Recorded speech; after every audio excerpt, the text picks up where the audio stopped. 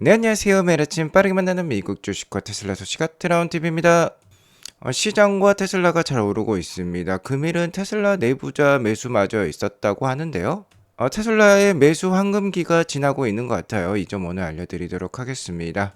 그리고 중국 주간 판매량도 나왔어요. 이 점도 어떤 것을 의미하는지 알려드리도록 하겠습니다. 시장부터 살펴보고 가도록 하겠습니다. S&P 500, 다우, 나스닥 할 것 없이 다 0.5%대 이상의 좋은 상승을 보여주었습니다. 다 장 막판으로 갈수록 오히려 더 좋은 모습을 보여주면서 더욱더 건전한 모습을 보여주고 있어요. 자, 금일장은 트럼프 2기 행정부 출범 100일째를 맞은 시장이었습니다. 100일 동안 계속해서 트럼프 정부 관세발 리스크로 인해서 주가가 약했었죠. 다만 미국 증시는 대부분 3개월 정도 하락을 했다라고 하면 그 다음 3개월은 어느 정도 반등을 보여줄 때가 많았어요. 아무래도 100일째 가까워지면서, 그러니까 3개월이 지나가면서 이제는 뭔가 강력한 약세는 좀 줄어든 것 같습니다. 그도 그럴 것이 다우와 S&P 500 지수와 같은 경우는 최근 6거래일 연속 꾸준한 반등세를 보여주고 있고요. 나스닥 지수는 어제는 좀 하락을 했었죠. 하지만 그 전에는 4거래일 연속 상승을 했었고, 오늘도 다시 한번 반등을 보여주면서 상대적으로 계속해서 저가 매수세가 들어오고 있는 듯한 모습을 보여주고 있어요. 나스닥 일봉 차트를 보면 최근 이렇게 W자 반등을 보여주면서 저점을 높이는 상승세를 보여주고 있습니다. 자, 그리고 최근에 계속 말씀드립니다만 이렇게 하락 추세선을 그려볼 수 있는데, 이 추세선을 뛰어넘었다라고 말씀을 드렸죠. 자, 그래서 상대적으로 자, 이제는 뭐 급격한 하락보다는 어느 정도 반등의 무게를 두고 투자를 할 필요가 있겠다라고 여겨집니다. 자, 이제 나스닥 지수는 16,000 이하로는 좀 넘어가기 어렵겠다, 내려가기 어렵겠다라고도 보이고 있어요. 최근 지수의 급락을 불러일으켰던 미중 무역 전쟁도 좀 소강 상태에 접어들고 있습니다. 베센트 재무장관도 지금 뭐 125%부터 145%까지 미국과 중국이 양국에게 서로 관세 폭탄을 던진 상황인데, 이런 상황이 지속 가능하지 않다라고 강조를 하고 있어요. 미국 역시 지속해서 인플레이션을 완화시킬 필요가 있겠는데, 인플레이션을 완화시키려면 중국의 값싼 공산품이 필요한 상황이고, 중국 역시 계속해서 나오는 말이 소비보다는 생산량이, 그러니까 공급량이 지금 초과하고 있다라고 밝히고 있습니다. 미국이라는 거대 시장을 잃게 되면 중국 역시 곤란한 상황이에요. 자, 그리고 미국 경기 역시 일단은 뭐 약한 침체가 예상은 되고 있습니다. 소비자 심리 지수와 같은 심리 지표들, 소프트 데이터들이 계속해서 안 좋게 나오고 있어요. 자, 하지만 이 베센트 재무장관의 얘기에 따르면 베센트 재무장관 역시 35년간 금융투자업계, 그러니까 월가에서 일을 했던 사람입니다. 35년 동안 일을 하면서 이러한 소프트 데이터는 무시하고 하드 데이터를 살피는 법을 배웠다라고 합니다. 실제로 이 하드 데이터가 주가라든지 실제 경기를 많이 좌지우지한다라는 뜻이 되겠죠. 최근 고용 소비 지출은 이런 것들은 이제 하드 데이터라고 볼 수 있는데 꽤 좋게 나오고 있다라고 해요. 자, 그리고 오늘 테슬라 주가 2.15% 상승을 하면서 상대적으로 더 나은 모습을 보여주었는데요. 러트닉 상무부 장관의 발언이 아무래도 오늘 상승에 힘을 실어준 것 같습니다. 테슬라는 실제로 가장 미국적인 차량을 만들어내고 있죠. 미국산 부품을 80에서 85% 이상 사용을 하고 있다라고 볼 수 있겠는데, 러트닉 상무부 장관이 미국산 부품 85%를 사용하는 미국산 자동차에 대해서 관세 0%를 적용하겠다라고 발표를 했어요. 자, 테슬라에게 거의 100% 해당된다는 내용이라고 볼 수 있겠는데, 자, 이러면서 오늘 테슬라 주가 상대적으로 강했습니다. 테슬라는 최근 이렇게 사중 바닥을 만들면서 완전히 바닥을 다졌다라고 말씀을 드렸죠. 이미 바닥은 나왔다라고 볼 수 있겠고요. 자, 이렇게 하락 추세선을 그려볼 수 있는데, 이 추세선을 나스닥 차트와 마찬가지로 최근 강력하게 돌파를 했습니다. 물론 290에서 300불 사이에 저항은 좀 있을 수 있어요. 다만 지금은 하방보다는 상방이 좀 더 열린 모습이다 라고 말씀을 드릴 수 있을 것 같습니다. 자, 이러한 상황에서 다시 한번 최근 테슬라 주가의 바닥이 나왔다라는 점을 알려주고 있는 거래 내역이 있어서 한 가지 알려드리도록 하겠습니다. 여기 보면 4월 24일에 4천조를 샀다, 256불에 샀다라는 내용이 있는데, 자, 내부자 거래가 되겠습니다. 자, 이 거래를 한 사람은 게비아 조셉이라는 분이신데요. 지금 테슬라 이사로 재직 중에 있어요. 뭐 일론 머스크가 영입한 인물로도 일컬어지고 있는데, 에어비앤비 공동 창립자였습니다. 에어비앤비 출신이에요. 들려오는 소식에 따르면 이 조 게비아라는 이사님께서 기존에 보유하고 있던 에어비앤비 주식 일부를 매도를 하고 그 매도 금액으로 테슬라를 샀다라는 얘기가 나오고 있습니다. 자, 그리고 이 내부자 거래는 2020년 이후 처음이라고 해요. 자, 그만큼 이제 테슬라 주가가 이제 바닥을 다졌고, 아무래도 6월이 되면 이제 로보택시가 나오기 때문에 이를 대비한 매수라고 평가가 되는데요. 일론도 이에 대해서 조 락스라는 표현을 쓰면서 긍정적으로 평가하고 있습니다. 뭐 조가 멋지네, 조가 잘했네 이런 뜻이 되겠어요.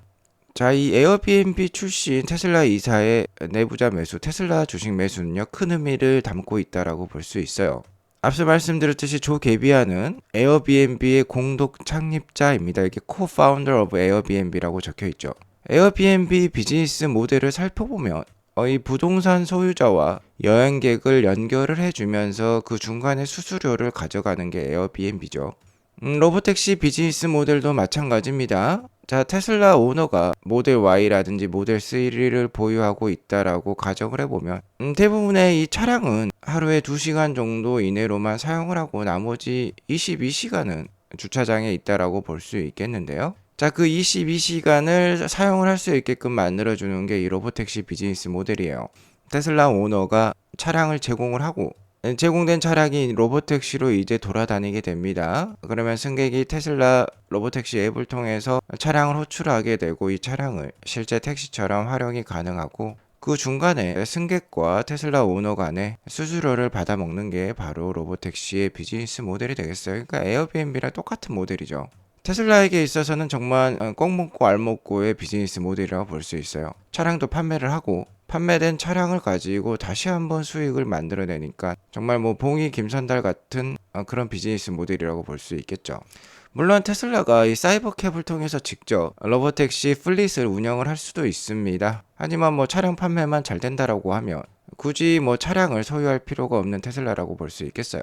자, 이러한 비즈니스 모델을 앞으로 로보택시를 통해서 6월 달부터 보여줄 것이기 때문에 이 조 게비아가 샀다라고 보시면 되겠어요.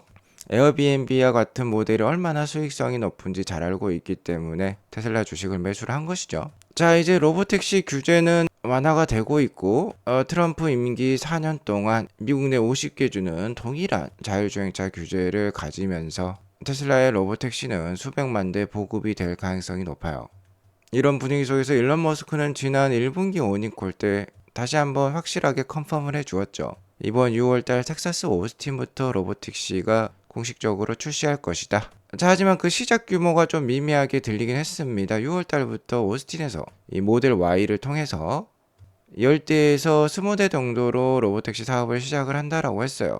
자, 하지만 아크에서는 또 다른 힌트를 주고 있는데, 자, 아크 인베스트먼트가 올해 로보택시가 출시할 가능성을 굉장히 높게 점쳤고 이게 지금 맞아 떨어지고 있는데요. 자, 그러니까 아크에 더 귀를 기울일 필요가 있겠는데, 아크 인베스트먼트의 예측에 따르면 6월 달부터 10대에서 20대로 시작을 합니다만 연말이 되면 이 로보택시의 규모가 10만 대로 증가할 것으로 예상을 하고 있어요. 자, 그러니까 이 테슬라 오너, 미국 내 오너 약 한 10만 명 정도가 이 플릿 사업에 벌써 참여를 할 수 있다라는 뜻이 되겠습니다.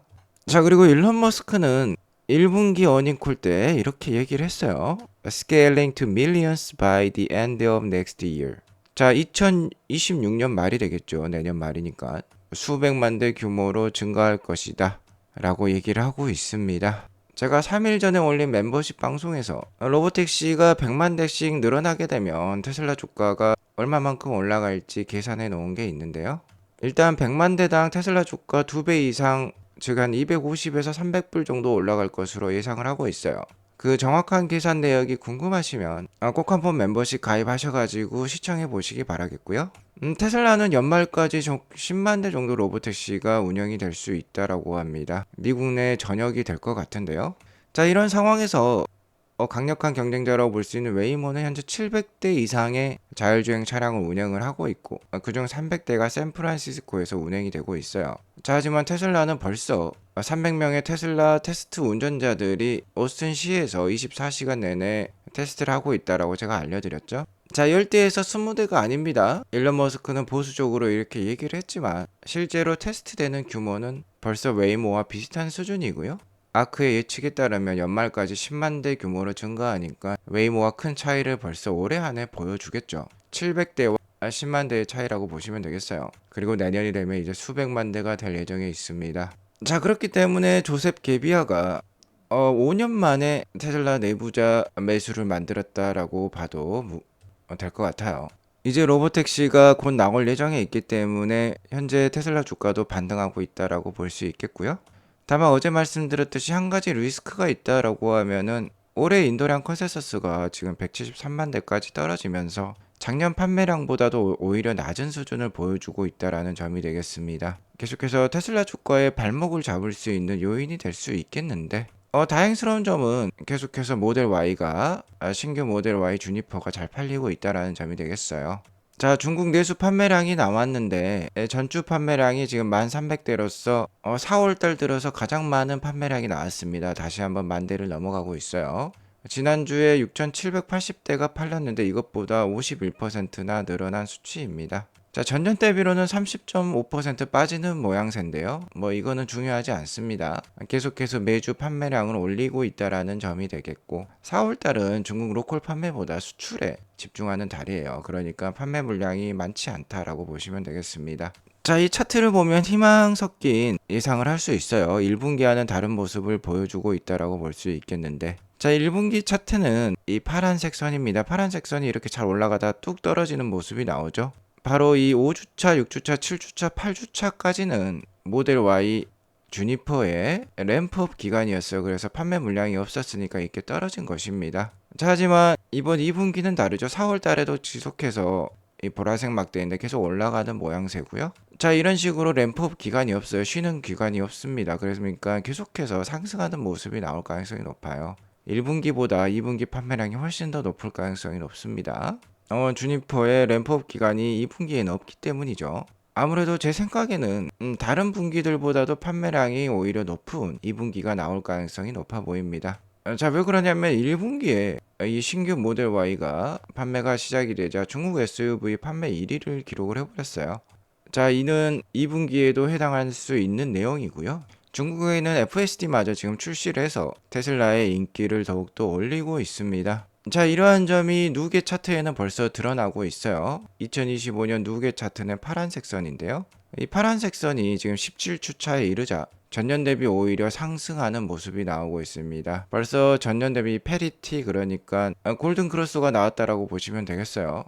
자, 2024년에는 골든 크로스가 정말 늦게 나왔습니다. 거의 37주차, 그러니까 9월달, 10월달 정도에 나왔는데 4월달에 벌써 올해는 나왔다라는 뜻이 되겠어요. 자, 이렇게 되면 올해 판매량 기대를 해볼 수 있겠죠. 모델 Y 주니퍼는 이미 절찬리에 판매가 되고 있고 모델 Y 7인승 버전도 5월달에 나올 수 있다라는 얘기가 있고 저가형 차량도 6월 이내로 나올 예정에 있습니다. 그럼 판매량이 더욱더 증가를 하겠죠.